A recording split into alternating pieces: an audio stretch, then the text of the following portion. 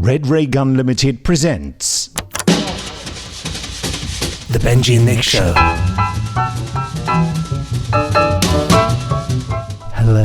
Hello. How evening. How are you? Oh, I'm fine, yes. That's good. I'm not Benji Clifford. No, I'm not Nicholas Briggs, actually. Funny So that. work that out. This is the Benji and Nick Show. We discuss cult TV. Oh, we certainly do. Yeah, we that's what we do, really. It's our thing, isn't it? That's our thing. Yeah, we tell you what we're going to discuss, which is the Jensen Code, which is a 1973 ATV kids thriller series. Also, we tell you what we've been watching this week. Yes, we certainly do. We have competitions sometimes. Yeah, we look at your emails. Oh, we certainly sent do. to podcast@nicholasbriggs.com. We read those out. And then yeah, go on. And then, we choose another topic. So we choose a topic for the following week spontaneously. And who knows where the podcast will sail off to? I've no idea, but yeah, I've got nothing in my mind. No, literally. So we'll just the news. We'll watch the news.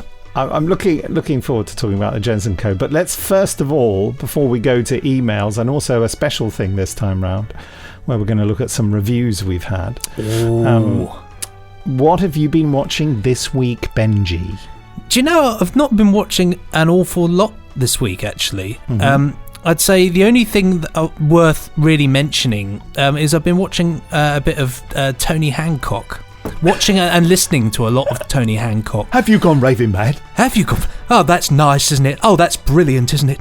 Oh, I'm stuck here doing this when you're doing that. No, I really find it really... I just forgot how brilliant it is. And I was just thinking, this is some of the best comedy.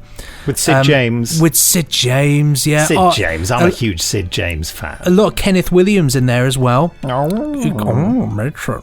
But yeah, I love Sid James. But the whole thing is just so perfect. And it's timeless, really. You can listen to it back and... guaranteed to still have a bit of a laugh. It is one of the episodes I can recommend is one called The New Nose, in which this woman, he's trying to chat up this woman and she just starts laughing about his nose and she says, oh, it's really funny, and so he just develops a complete complex about his nose and he won't leave the house. Yes, absolutely. He's there going, oh lovely, that's right, everybody just looks at me, big hooter on me face, and that's it, isn't it? Oh, charming. That's it, I'll never be able to show my face again. Lock myself away, doing all that. Absolutely great. So, highly recommend checking out some Tony Hancock in Hancock's Half Hour. I was going to say that earlier. Yeah, that's I always find I find it difficult to laugh at Tony Hancock because of his tragic end, the fact that he committed suicide and was such a depressed person, also quite unpleasant to people. So it's very difficult to... It's a really tough comedy in one it for me because I can see it behind his eyes. Plus the fact what you can see is that he never learned his lines. He's always reading it off something. I always love as well though the fact that when he's reading it off, you can also see that at times he's trying desperately hard not to laugh at the gags. You can see this smirk on his face. But no, I completely agree with you there. But I like, as somebody that loves a bit of comedy, I was just quite taken back by actually how brilliantly put together it all is, and how it still works and has actually still got quite a good sort of pace as well. So Classic that's what I've been watching / listening to this week. How about yourself, Nick?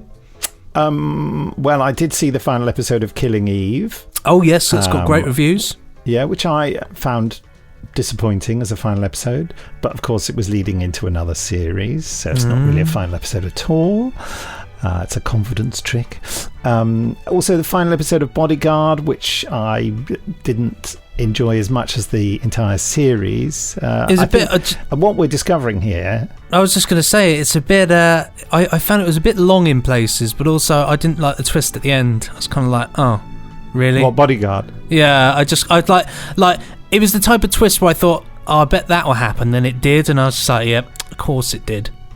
Well, Big Finish's Ken Bentley said to me about Bodyguard, he said, the trouble is, he said, there are so many red herrings, and he said, and all the red herrings were more interesting than what actually turned out to be true. Totally right, yep. And that is the problem when you you create this subterfuge to misdirect the audience, you do run the risk of the misdirection leading the audience in a more interesting direction than what turns out to be true. I mean, I think it's perfectly valid to say, actually, it was quite a mundane solution and not as complex as you thought it was, folks, but that is not satisfying.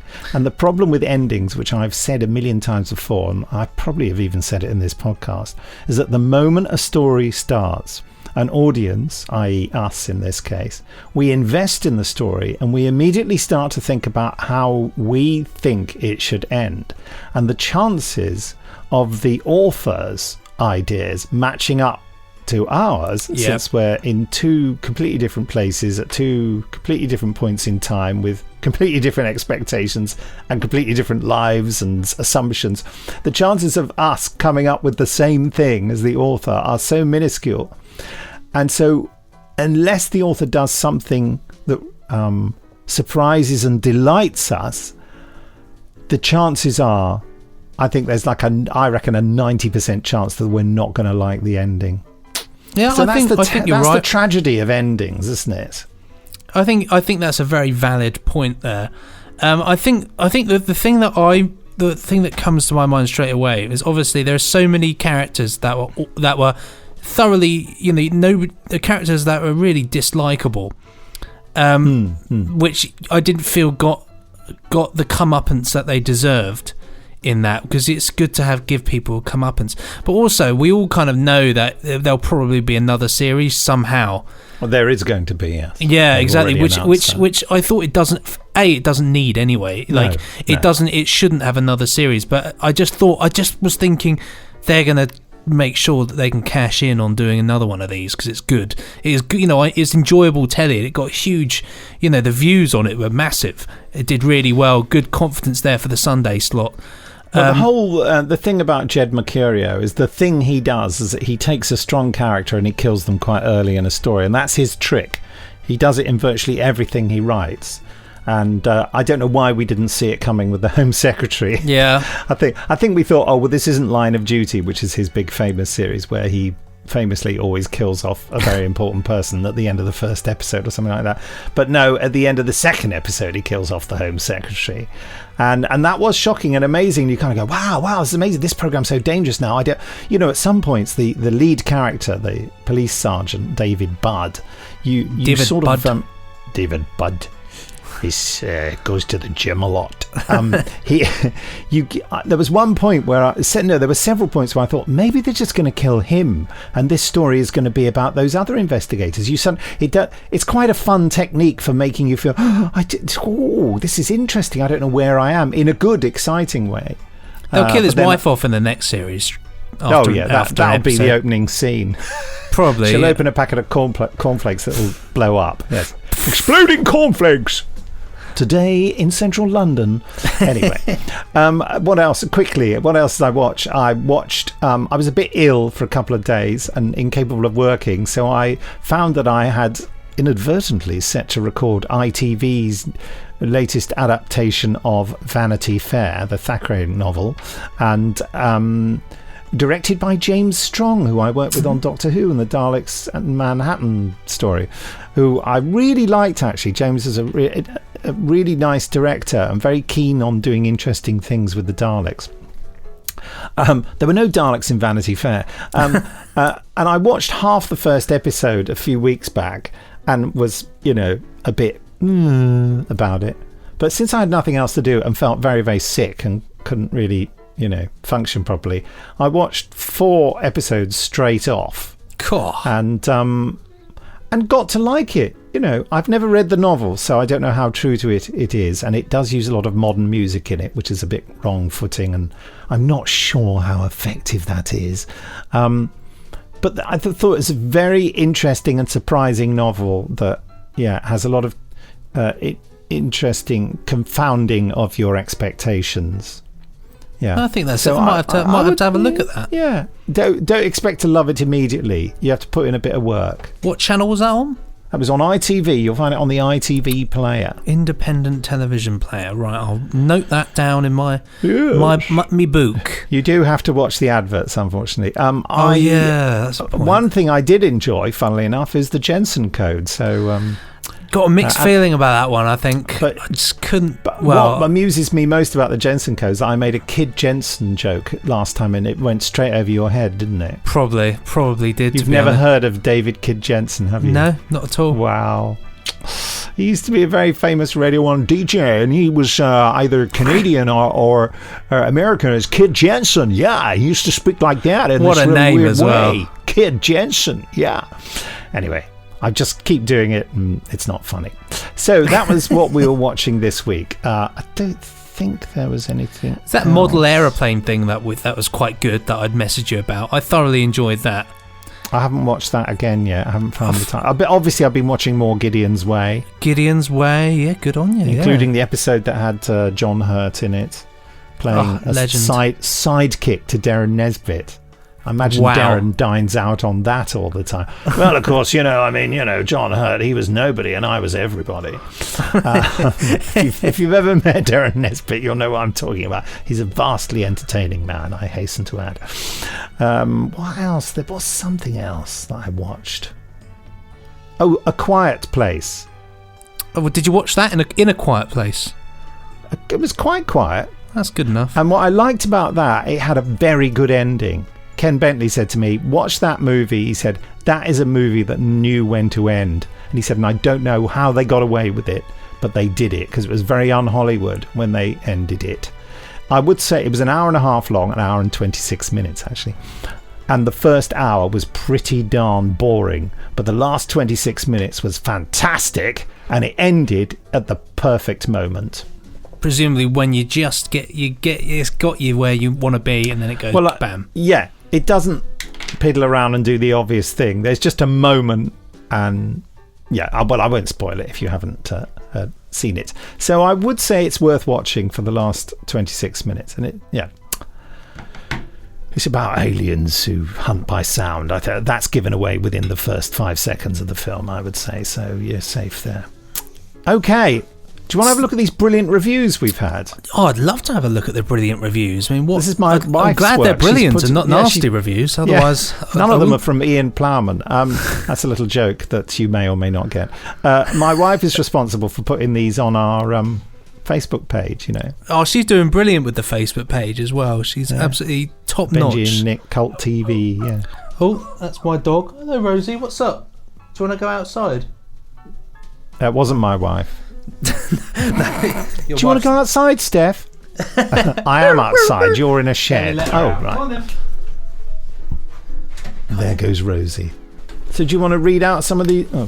So do you want to read out some of these reviews? Yeah. I would love to, yeah. Shall I do the first one? Then we'll go in that order? Yeah. Okay, then. So we got our first review here from Laura Valensky saying, if you want to hear ramblings about cult TV and the occasional show review, this is for you. Plus, Benji and Nick are just fun to listen to. Oh, thank you very much. Laura. Love the podcast. The amiable, chatty feel is fun, and the cult TV shows discussed are a good mix of familiar old friends and new treasures to be discovered. The running gags really do grow on you. I think we've stopped running with gags. That's a bit disappointing, isn't it? Certainly worth a listen if you already follow TV Cream's What We Just Watched podcast, or the genteel humour of Answer Me This. Tom Hodden. Well done, Tom. He's a good emailer. Tom got sent a signed photograph of me for sending in a great email. Well, top notch. Well, keep the emails coming in. And also, just before we go to the next review quote, must say, do email in what you're watching as well, and what you've been watching this week, because it's actually really cool for us to have a little look at that. But we'll give you details on the emails later on. But now another review here from Colin Smith. Listen to the Benji and Nick show every week. I'm old enough to remember seeing a lot of these cult TV shows when they were originally aired, so it's Nostalgia Sunday for me. Then I wander off and do something creative. Well, that's jolly good. Yes, well, Colin Smith is responsible for the rather lovely vintage-looking magazine cover things he does. He's a talented man, isn't he? He knows his stuff, doesn't he? Yes, we're hugely grateful to Colin because he just does this. We didn't ask him to. He just does it, and it's great. And it's always perfect as well. Absolutely perfect. Cult TV madness. Benji and Nick bring audio joy to Sundays with their general chat stroke banter, reviews of classic stroke cult TV, I don't know why I'm reading out the punctuation out. Listeners' emails, competitions, and their continued harassment of Jamie Anderson makes this podcast well worth a listen. And that was from The Twisted Ape. That was a Twisted Ape. That was a Twisted Ape. Yeah, very good. Very good. I don't know whether that sounded more like a kookaburra, didn't it? But yes, it did a little bit. Yeah. Love the technicality there. Thank you. Sounded more like a kookaburra. Listening to the kookaburra. Mayhap. Well, there's a cat weasel not in this next one here. Listening to the Benji and Nick show is a true pleasure. Yes. I immensely enjoy hearing about all the cult TV they discuss. So does Touchwood. Even though that many of the series that I have been shown they have never been shown in the US. So buck up. Yes. Mayhap. Electrically. And give this podcast a try. You'll love it. Mayhap. Raisinette. And that one's from Gene Cahill. Why, so what wonderful imagination these two children do have. Raisinette. Simply superb. The reason Sunday has become the day. Fun, frolics, and simply wonderful. Cult, I think there's an erroneous O in there. Cult nostalgic reviews of classic film and TV. The two hosts are fantastic. Benji Clifford, sound designer, composer, and generally all-round first-rate bloke, talks cult classic with Big Finish's own Nick Briggs. Cannot recommend enough. Go on, try. Laughs, smiles, and fun. Carl Bate. Who I think chats to us quite a bit on Twitter. He's a big supporter. So, Carl, cheers for that. Thank you, Carl. We've also got here Cult TV. Great podcast with two fine chaps discussing all those classic TV shows from childhood, plus news and competitions and the Annoy Jamie Anderson slot. Love it. Ian MH. Box of nostalgic delights, the podcast I've been waiting for. A glorious trip back to every bit of gorgeous telly of my youth. Timbuktu. We're going to Baktu. Tremendous fun. Thinking, what is the matter with him? Yes, these people, they've gone wrong. Don't you understand? I don't know why. When I said they've gone wrong, I suddenly thought that sounds like something that Ian would say. Barbara, don't you understand? They've gone wrong. Oh, Ian, you old fool. Well, we've got tremendous fun here. Two guys with a very natural presentation style that is both endearing and very funny. If you like all things Doctor Who, 70s TV, sci-fi / fantasy related, look no further and buck up while you're at it. That's Merjim too. Yeah. Big Finger Bobs. Lovely podcast from these splendid hosts who banter for Britain. 50 DW50. I like that. Banter for Britain. Like it. Banter for Britain. And a final review quote here is titled Splendid Banter for Britain. Sorry. And here they come, bantering for Britain. It's Lord McDickory O'Hare in the lead. Whatever that was about. But this next one's entitled Fun. Follow these guys over from the Big Finish podcast. Their chemistry is great. Well, I don't know, I got a B for my chemistry. No, I got a B+ for my chemistry. What am I talking about, eh? Not great, but pretty damn good. Their friendship shines through. Certainly does, like a light bulb. Looking forward to what comes next. This is from the Doctor 1982 or 1982, depending if I assume it's a year. Could be a code. Could be the code to disarm the nuclear device. Nobody knows. Oh my God, Nick, get out the bath. What are you doing? That was chemistry. Hey, I like it. Magic. I had to do that for so long because you weren't hearing it. I nearly drowned. Okay, here are the emails. Oh my goodness, I've done a thing on my Mac that's made all the things disperse. Oh no. I don't know how to get it back. Quickly, oh, like that. Okay, I've done it. Oh, did you do the old F5 or F4? No, I just clicked on something. There it is. Right, shall I do... Yeah, you go for it. Go for the first one.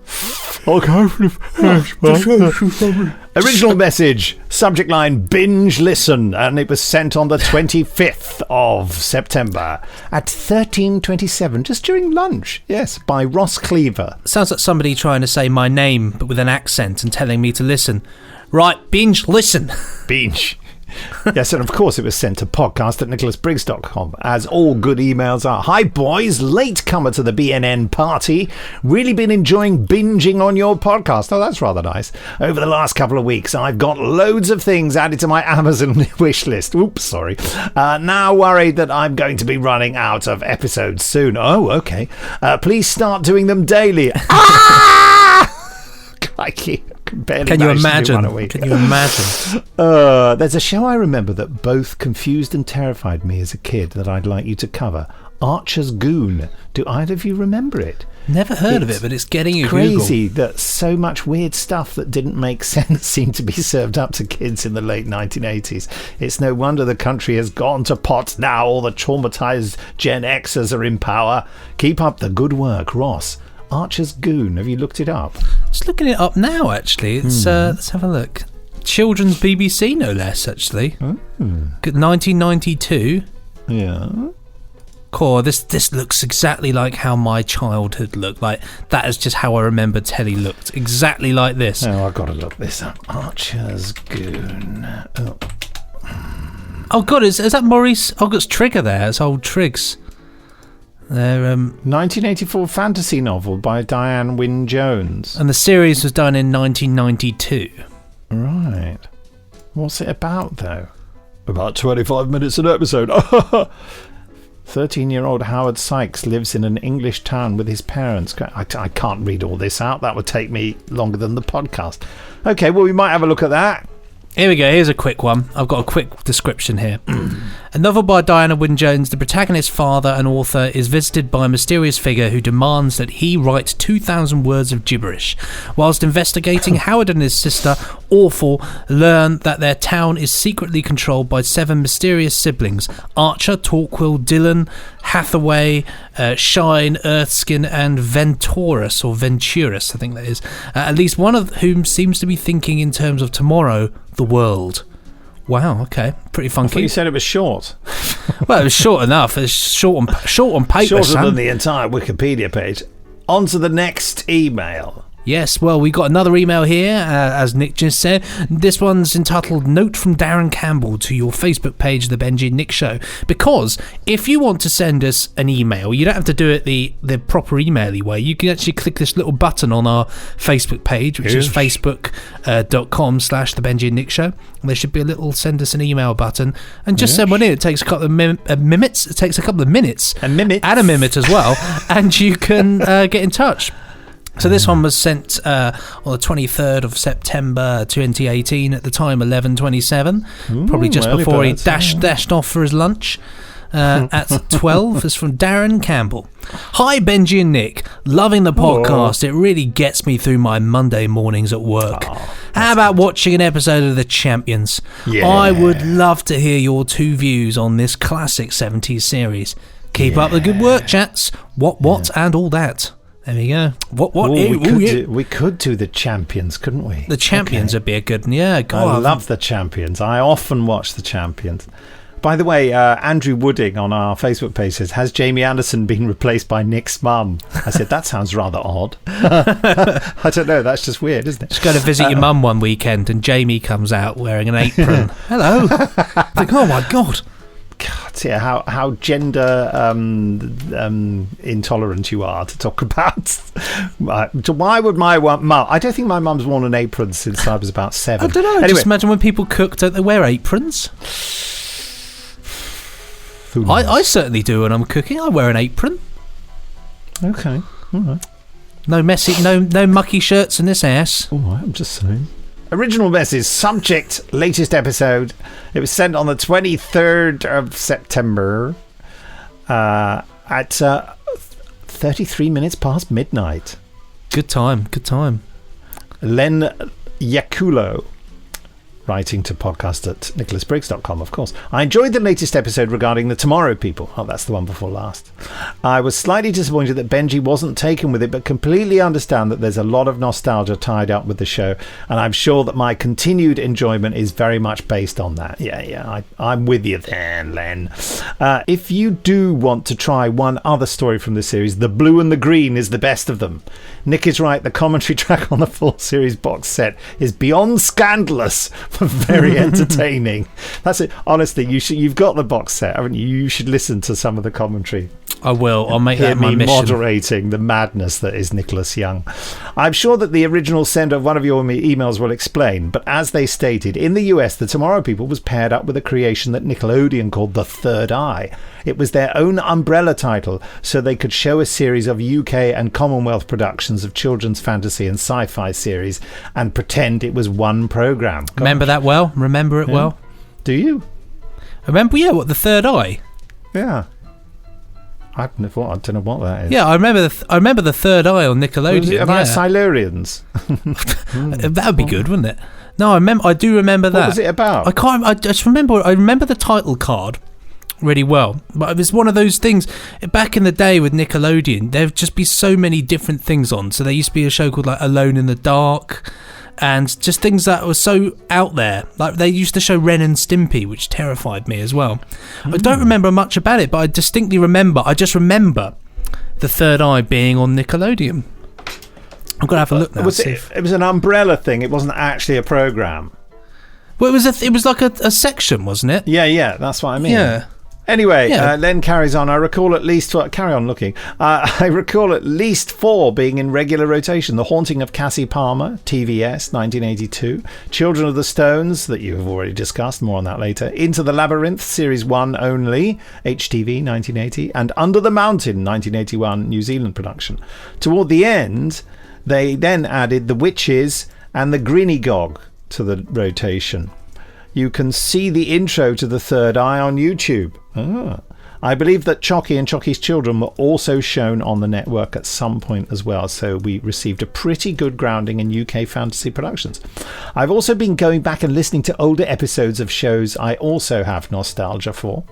I listened to Space 1999, Children of the Stones and Robin of Sherwood episodes this week. I do have to say that I found it odd that Benji enjoyed the strange chants from Children of the Stones but didn't like Clannad in Robin of Sherwood. I can explain that. I can actually explain that. But it was me who didn't like Clannad. You liked it. I like Clannad stuff, although I didn't like the chant, like the actual... I found that was a bit too angelic for me. What I will say is I really love the Children of the Stones chant stuff because it's really discordant and it's really bare bones, and there's something quite hideously kind of spooky about it. I do like Clannad though. Going to see a band in a few weeks called Clannad.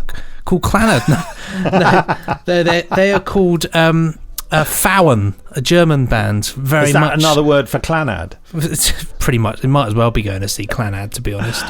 Clannad sounds too much like cladding to me, which is just iron cladding. Do you know what? I've just looked at the logo for The Third Eye. Nothing to do with my memories at all. Whatever I'm remembering is your third eye. Your own third eye has invented a memory. I would also like to endorse the idea of revisiting the Box of Delights, which we're clearly going to have to do at Xmas. It was shown here in the US on public television, and since the DVDs have come out, I have also taken to watching it each Christmas season, right? And if we are doing shows of that vintage, the BBC's version of the Chronicles of Narnia,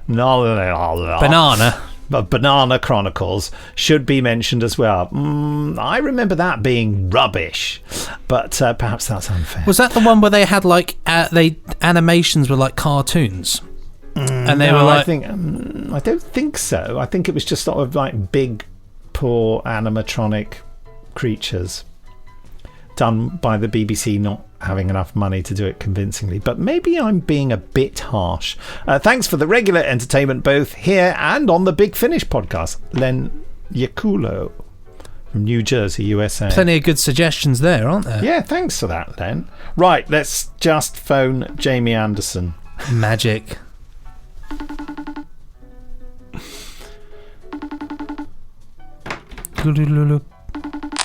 Hello.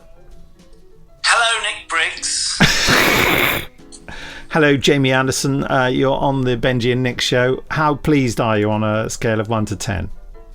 Currently, that I'm on that I'm on the show or just in life? That you're on the show. We'll take that first. It's caused a slight reduction. But only a tiny bit, because I was just in a nice flow of doing something, worky. Yeah, and I know how difficult. It. Yeah, I was going to say, I know how difficult it is for you to get into that zone. Yeah. I'm king of the procrastinators. In fact, I'm such a bad procrastinator that earlier on today I watched a video about procrastination on YouTube instead of doing what I was supposed to. What a champion! On the grounds that you were learning something useful. Well, I hope that it might have the answer to all my problems, but it didn't. Well, I feel bad. I mean, it is one of the reasons we're such good friends, is because of the procrastination problem. I say, it'll clear your head. Let's just have a chat. It'll clear your head.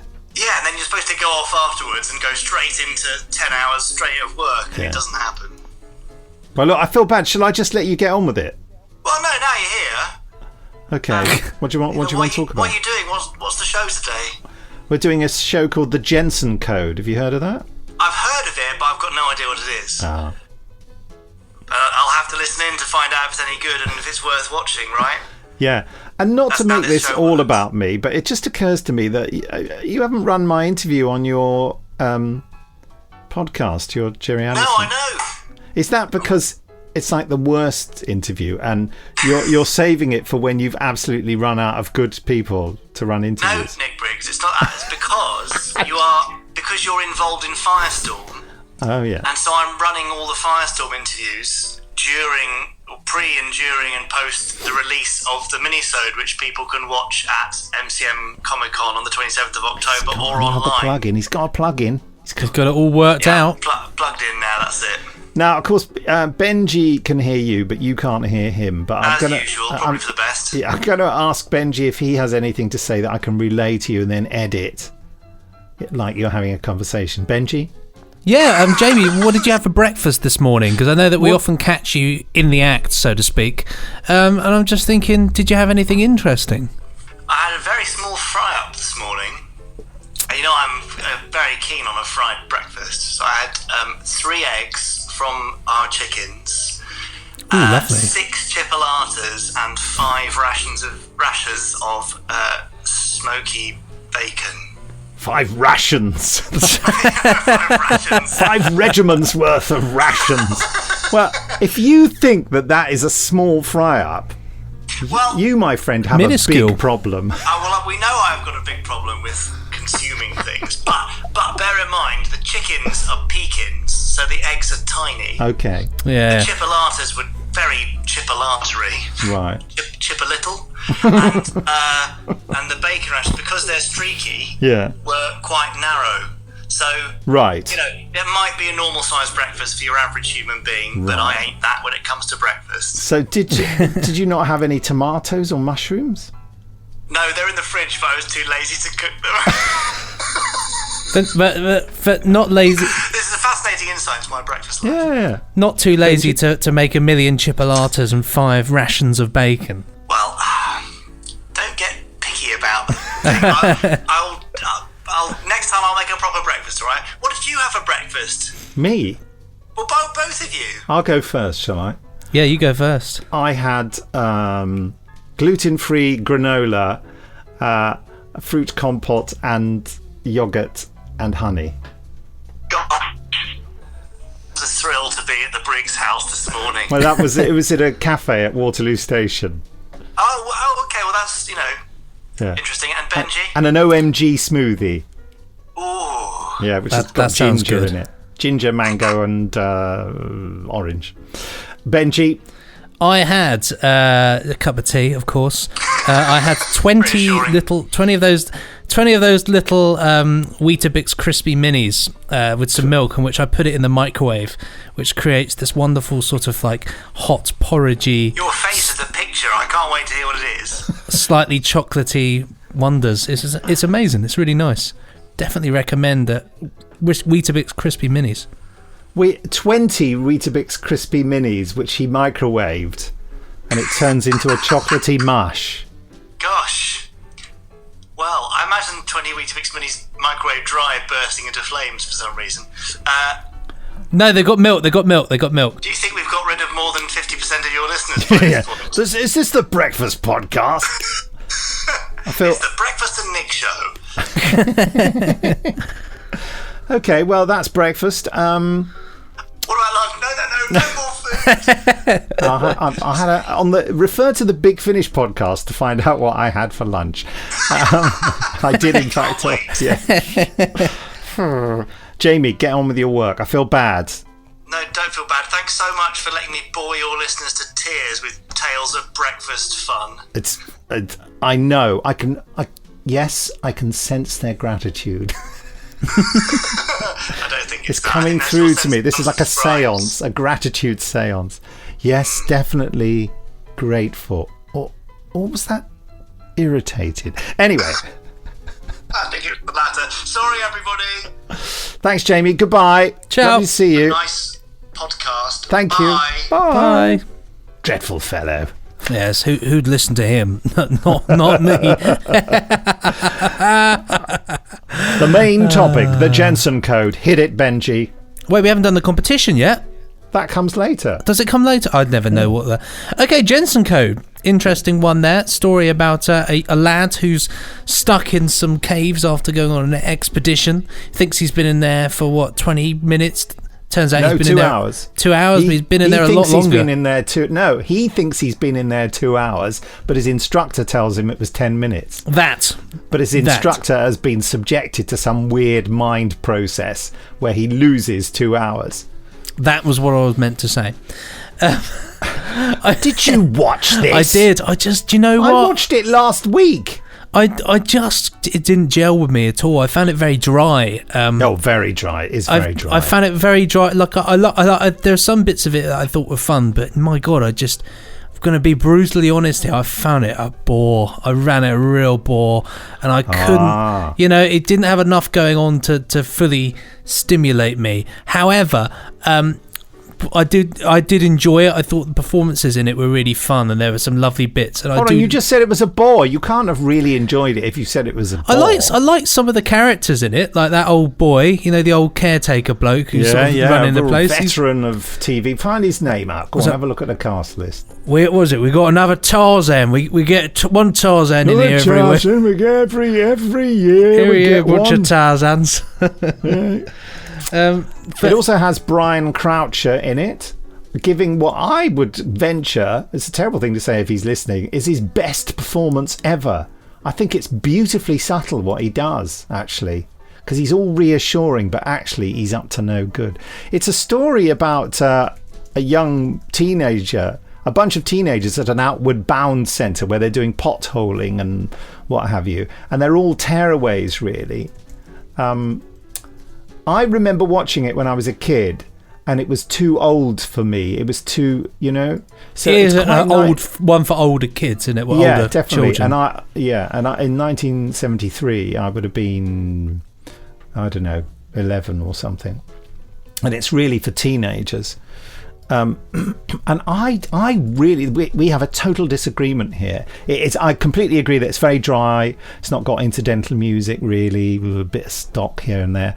But I really love it. I mean, I was a bit alarmed to see there are 13 episodes of it. Wow. That's going to be, it's pretty slow moving, but I think it's impeccably acted. I think the performances are universally great. It's, Di Bradley of Kes fame is a brilliant lead character, and also he narrates as well, which, funnily enough, even though it's slow moving, it kind of moves the plot along quite a lot in some sections. And there are loads of people. There's who's the old lady who ended up in Image of the Fendal? Says here Daphne Heard. Right. Well, I remember seeing her in Image of the Fendal and thinking, oh, that's the woman from the Jensen Code. I'll tell you who I liked in it. She was Jacko. Oh, yeah. I thought he was great. I thought he became... That actor became the star of a famous BBC comedy called Brushstrokes. I remember Brushstrokes. Was that him? That was him. Good Lord. Yeah. What was the name of the character in Brushstrokes? The name of the character Was he in Mulberry as well, or am I making? I just need to. I don't know what you're talking about now. There's a series about a butler called Mulberry. I've never heard of that. Yes, it is. He was in that. Brushstrokes. The character was called Jacko. See, that's why I asked, because I was pretty certain it was. And I thought, what are the chances of that happening? When I saw him in the Jensen Code and he's playing a character called Jacko, I thought, didn't he get famous for playing a character called Jacko? So what's that about? Did they copy the name? Is it just chance? What is it? The funniest thing is, from my memories of Brushstrokes, was that I thought it didn't do very well, but looking here, it did really well. Yeah, it's like hugely 40 popular. episodes, 5 series. Yeah, I hated it with a passion, but it was massive. I can hear the theme tune now, which is it's irritating. I remember it's just him walking along a street, isn't it? And Jack the Lad, yeah, Jacko. Dexy's Midnight Runners or something. Yeah. Yeah, it was. Yeah. Oh goodness. I mean, we should watch it one day, but I thought it was tripe. I remember it was the kind of television I hated. Just wrong for me at the time, I imagine. No, I'm loving the Jensen Code, and I am going to watch it all. I tell you what I'm going to do. I'm going to watch another episode of it. I'm going to burn it. I'm going to burn it on a fire. Now, I want two more episodes, and I'm loving it. I want to watch another one because I got the feeling with this that because it is leading to stuff, and so I was like, that was my thought when it came to an end was it's just getting good, and now it's finishing. Yeah, well, they are very short episodes as well. Definitely. When you sort of caught by, because there's this whole thing when people don't remember things, and when other characters say, try to remember, and then when they try to remember, they forget everything. Yeah. And there's this funny, sometimes there's a funny sound effect, but quite often there isn't. And it's quite psychologically disturbing. Also, bizarrely, it's written by Rex Harrison's son. Really? Famous actor, and his son, how bizarre. Harrison, wrote it. And script edited by Philip Hinchcliffe, later to become producer of Doctor Who. And that makes a lot of sense, actually. You can feel the Hinchcliffe touch in this, the sort of grittiness of it. I feel there's a sense of sort of improvisation in the dialogue. There's a lot of overlap in the delivery, and I think they were allowed to improvise stuff. There's lots of stuff with the kids mucking about, or the teenagers. I'm really... And the character of Jensen, who's a scientist who works at a government thingy. You just don't know who's on which side. It's quite complex. He was the actor who played Jensen, not Kit Jensen. He ended up playing the sort of chief acolyte in Face of Evil. Of course, yes. Got a lot. Do you know what? You're far better at spotting people like this than me. But I suppose you're in the world of knowing a lot of actors.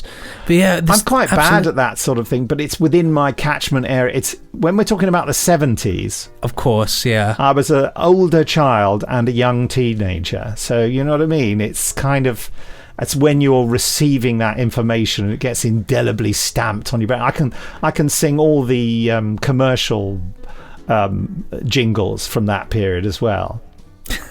My friend Ellie says you're an advertiser's wet dream, because I just remember just all take this it all stuff. in. Yeah, yes. That's Angel Delight. Oh, MASH gets smashed. I got a great DVD which I bought on eBay actually, but it was for the 70s party that me and my friend put together. But it's a whole 4 discs worth of old adverts. Absolute the best viewing experience. Just so much fun. Crammed into 4 discs, absolutely brilliant. But I'll tell you another thing which is interesting about the Jensen Code, because it's got a lot of ties to things that we've covered before, actually. Yeah. The location, the caves, is Clearwell Caves. Clearwell Caves were the caves that featured at the end of The Changes. Oh, really? Yeah, they feature. And they film in the caves, don't they? They do. Yeah. It's very ahead of its time for that one. It's featured numerous times for Doctor Who as well. Oh, has it? But new Doctor Who, not old Doctor Who. Really? Doctor Who episodes there were the Christmas Invasion, the Satan Pit, and Time of the Angels / Flesh and Stone. Good Lord. Well, I suppose it's in the Midlands, isn't it? Just across from Wales, so quite easy for them to nip across. Very easy to nip across. Yeah, it's featured in Blake 7. I wonder if that's in I wonder if that's in the first episode of Blake 7. Maybe I'm just... to be fair, there's so many opportunities for caves in Blake 7. And also Merlin as well. So it's got quite a few of these sort of ties in there. But I thought that was right. I love the fact that it was for the changes. Yeah. But the thing about Jensen Code is it's like I don't think it's like the way I say it, I don't think it's bad. It's just not my cup of tea. Do you know what I mean? Yeah, no, that's what I think. Like, yeah. I think it's really good, but it's not the thing that I would enjoy. Weirdly enough, despite because this was originally made in colour, yes, but because the colour recordings have been wiped, it only exists in black and white. Yes. However, strangely enough, when I was watching this, I almost thought this actually is slightly better in black and white because it really conveys this eeriness of it all, and it makes it feel even colder than presumably what it would have looked like. You know, not colder as in temperature, but colder as in emotionally. And I really appreciated that. Like when he's in the cave at the start, it was really that for me. I thought, gosh, this is really cold. It is very emotionally cold, isn't it? And there's no one nice in it. There's absolutely... The main character, we don't really like him that much. He's a bit of an annoying, pathetic person, even though he's compelling. So yes, it's quite... You feel you've got no friends in this when you watch it. Absolutely. Yeah. I think you're bang on the money there. The thing about the colour is interesting because I remember it in colour. That's my recollection of it. So it's quite shocking to see it in black and white. However... we did not have a colour television, so I would have only have seen this in black and white. But it was very much the case. When I watched stuff in those days, I didn't know any better, so I just interpreted it as colour. I remember a pivotal moment in my childhood when I mentioned the colour of something someone was wearing on television, and my mum said, "How can you tell?" And I kept saying, "Well, because I can see it there on the screen." And she said, "How can you tell?" And she just kept driving at it. And she said to me, "The television is black and white, Nick." And I went, "What?" She said, "There are no colours." And I really, because you just, when you know no better, you just see the colours. And I think that in a comic called TV Comic that used to have a Doctor Who strip in it, I'm fairly certain they did a Jensen Code strip. Or even if they didn't do a Jensen Code strip, they published photographs from the Jensen Code. And I remember Jensen's blue anorak. So it's quite a shock to see it dark grey. I'm going to see if they did do a comic of it. Let's have a look. I may be confusing it with Tightrope, which was another kids series that we should probably watch if it exists. It probably doesn't exist anymore. Which starred Spencer Banks, who was the lead in Timeslip, which we did an episode of. There's a look. Look In did a sequence on it, an article on it. That's what it was. Yeah. Probably think of Look In. I was, but they didn't. I don't know if they did a comic, but they certainly did a feature about it. That's what I used to buy Look In, which was the ITV listings magazine for children. Great idea. It was TV Times for kids, yeah, and they used to have comic strips and list all the kids programs. Yeah. Now, Nick, I want to take this opportunity here. I sent you a little thing earlier on. Because what I think we should start doing, because I realised that we watch a lot of cult television, and in cult television, you find that more often than not, somebody gets whacked on the neck and rendered unconscious. It happens an awful lot, and it's not scientifically possible for a start, or if it is, it's like 0.00002% chance of actually rendering somebody unconscious, or killing them by accident. Or killing them by accident. But it's like so completely unlikely. But it happens an awful lot, and it seems to fizzle out in the 90s. So I've sent you a little alert, which is a little thing which we're now going to have to play every single time one of us notices a neck chop. Yeah.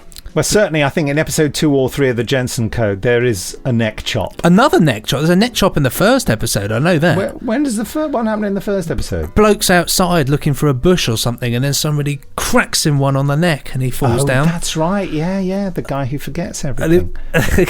All because of that. But it's just quite fun. I thought, here it comes. Here it comes. So 2. Neck chop alert. Neck chop alert. Ow! We must Magic. bear that in mind. Keep that in mind. So tell me, how many exclamation marks for you? I'm going to go for... I'll give it a 3 because whilst You're so generous. You really didn't like it and you're giving it 3. I know, I'm giving it a 3 but because I think 2 is like... I hated it. 3 is like I didn't really like it, but I appreciate what it is. So I think 3 is fair because like I like it's not that I hated it. I just didn't. It's not the type of thing I'd enjoy watching. But it is of another time. It is very dry. There's no, you have to invest in it. Steph said to me, "Oh, will Ben like it?" My 9-year-old son. I said, "Oh goodness, no! It's just from the wrong time." However, even though I watched it when I was maybe a bit older than that, I give it 4 because I'm really liking it, but I can also see the, how it lets you down in terms of not really grabbing you and being very stuck. But it's stylistic, but it's very, very cheaply made. But it's really nice performances, really great acting. We must get on. Competition winner. The prize was the Doctor Who novel, The Dalek Generation by Nicholas Broggs. Not Groggs, as we know him. And I would sign it, or that person will sign it. The question was, in my first TV Dalek episode, where did Rose Tyler touch the Dalek? Subject line, elevate. The closing date, 28th of September 2018, the day before my birthday, which was, of course, yesterday now, my birthday on the 29th. Shall I read out the... do you want to read out the winner? I would certainly love to read out the winner. Don't give their full address to the audience. So they live at...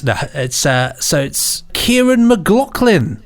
Hello, congratulations, Kieran there. The email here is, hi, Benji and Nick. The answer to the question is in the episode Dalek. Rose touched the Dalek's casing, specifically the dome/headpiece to the left of the eye stalk. Very good. Look how precise is that. That's what wonderful. I wanted, yeah.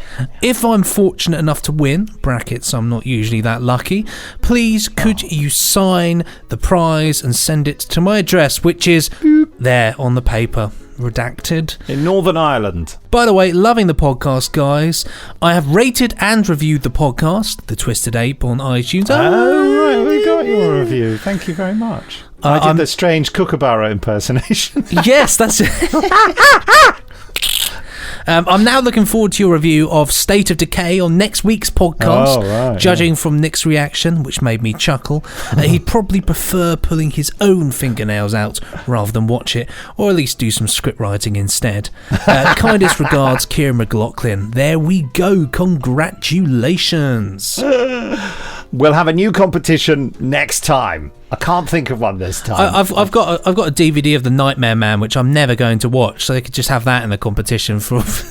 Really? I'd happily put that one up for the offer. Yeah, I'm never going to watch it. So okay, well, if you want to win The Nightmare Man, the closing date for the competition. Let's do this all the wrong way round. Is Friday the 12th of October. And the question is, name the actor who stars in both The Nightmare Man and Earthshock, a Doctor Who story. Bang! That was absolutely on it. Well done. Yeah, there we are. And and the subject line is Celia! 3 exclamation marks. Spot on. And the closing date is 12th of October 2018. And Benji will donate to you The Nightmare Man, which I'm sure Benji will sign for you if you want him to. Yeah, can you imagine that? I'll just devalue your release. I'll certainly write you a little note. I'll certainly do that. So decide next week's topic. Oh, this is going to be hard. The champions. I suppose it's got to be the champions, hasn't it? Really. That inspired me. Which are we going to go episode 1 of the champions? Should we do episode 1? I haven't seen episode 1 for ages. It's very atypical of the champions. I know my mum absolutely loved the champions, like up there with her favourite programmes growing up. Like thought it was absolutely everything. The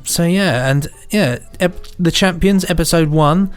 The beginning. And any other episodes of The Champions you want to watch, throw those in for reference, if you like. But yeah, the beginning. We make a commitment to watch Certainly that. was. It's an ITC production. Obviously, it we're is. going to an ITC event, aren't we, as well, which we can plug. What date's that? So that's over at Elstree Studios, and the date for that one is... And is William Gaunt going there? Let me have a look. I think so. He played Richard Barrett. Not that that's how he spoke. That's just how the voiceover Yes, he is. He is. So that one is on... I have met him and directed him, but he won't remember me. Saturday the 17th of November at 6:30 p.m. Is it? Is that? Yeah. It's just an evening, yeah. It's just a little evening do. Very nice, yeah. William Gaunt's going to be there. Annette Andre is going to be there. Madeline Smith, Angela Douglas, Shane Rimmer, Georgina Moon, Prentice Hancock, and John Howell. Some cool names there. Yeah. Rock and roll. So yeah, just thought I'd plug that. Made sense to do so. Time now to get close to the microphone. Oh, I think so. Hello. Well, no, we've done that bit. It's goodbye. Marvellous. Goodbye. Cheerio. Ta-ra. Pressing stop now. Ka-chunk.